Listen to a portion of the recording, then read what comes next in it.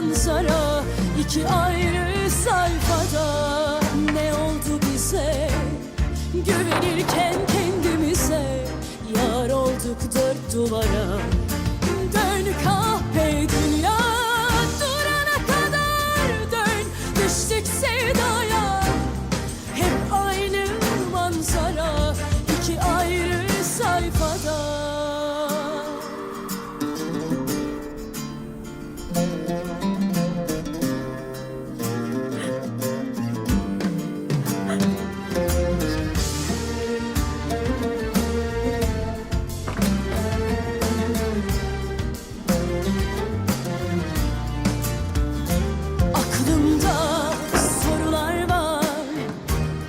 Yaşananlar hakkında niye küstük yarına?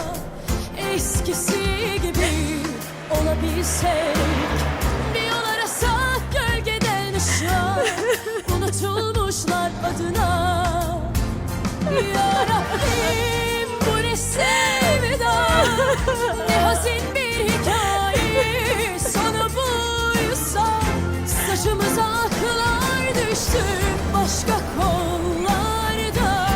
Kaderin hesabına yaşadık zararına.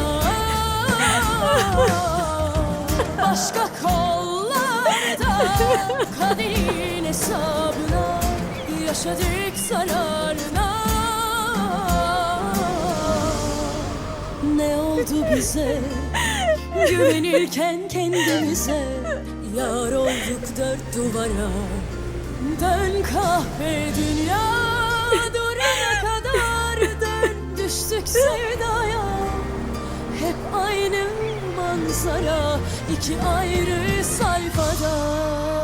सब कुछ खत्म हो गया। अलीना, ऐसा मत करो बेटा।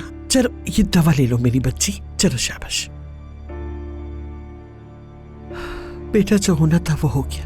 हाँ, अब क्या कर सकते हैं? देखो अपनी औलाद का सोचो, मर्द है तुम्हारे पास, उसके बारे में सोचो। ऐसा मत करो मेरी बच्ची। चलो अलमास, मैं कह रहा हूँ चलो चलो। एक मिनट ना जाहिर, अंदर क्या ड्रामा हो रहा है सुनने तो दो। खाला बाहर आ गई ना तो असल ड्रामा हो जाएगा। खुदा की कसम मर जाऊंगी तो तसस से हमारा बेटा भी सवालिया निशान की तरह पैदा होगा। तौबा अस्तगफिरुल्लाह। चलो जाओ अपने कमरे में बैठो, मैं अभी अंदर जा रहा हूँ, और जब मैं वापस आऊँ तो यहाँ नजर मत आना। जाओ। मोहब्बत बदुआ बन गई है